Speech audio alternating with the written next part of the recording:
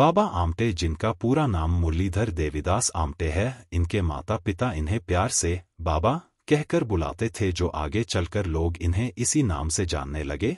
बाबा आमटे, जिनको हमारे देश में एक सामाजिक कार्यकर्ता के रूप में जाने जाते हैं, बाबा आमटे ने कुष्ठ रोग पीड़ितों की सेवा की। कहा जाता है कि कुष्ठ लोगों के संपर्क में आने से तेजी से फैलता है, लेकिन इन सब बातों की परवाह किए बिना बाबा आमटे निश्चल भाव से इस रोगी के पीड़ितों की सेवा करते थे और इस तरह समाज में फैल रही छुआछूत की भावना को भी दूर करने का प्रयास किया।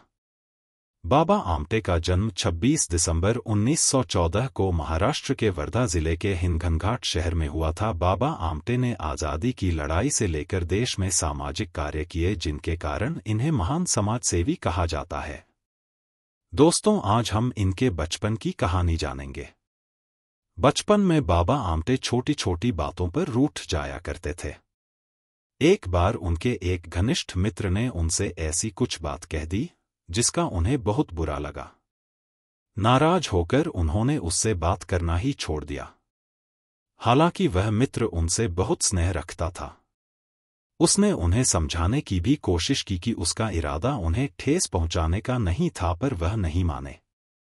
आखिर वह दोस्त आमटे की मां के पास गया और उनसे बताया कि कैसे इरादा न होते हुए भी उसने आमटे को चोट पहुंचा दी और अब वह रूठे हुए हैं।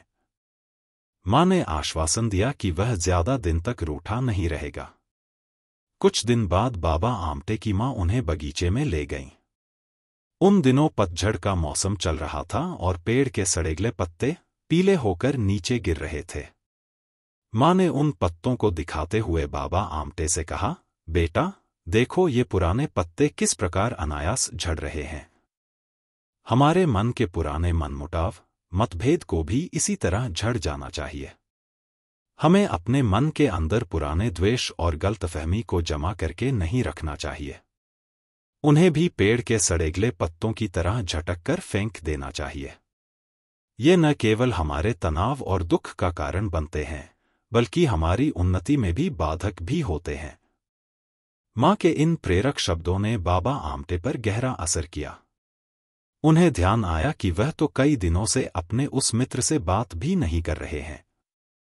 वह उसी समय अपने उस मित्र के घर पहुंचे जिससे रूठे हुए थे। उन्होंने अपने व्यवहार पर माफी मांगते हुए उससे बातचीत शुरू कर दी। मां की ओर से मिली इस सीख का ही परिणाम था कि धीरे धीरे उन्होंने जरा जरा सी बातों पर रूठने की आदत बिल्कुल छोड़ दी।